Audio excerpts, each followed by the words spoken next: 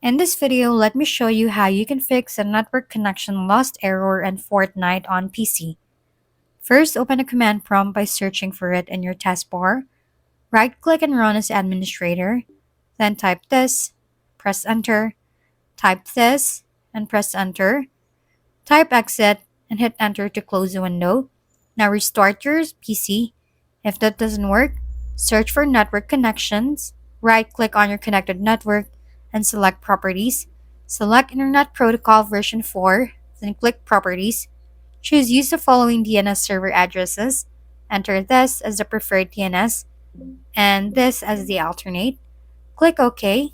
Still not working? Go to Settings, and then Network and Internet. After that, look for Advanced Network Settings and click on it.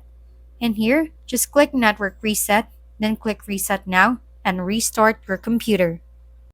If we've been helpful, kindly give us a thumbs up, and don't forget to hit the subscribe and bell button for more contents. For any questions and suggestions, comment down below.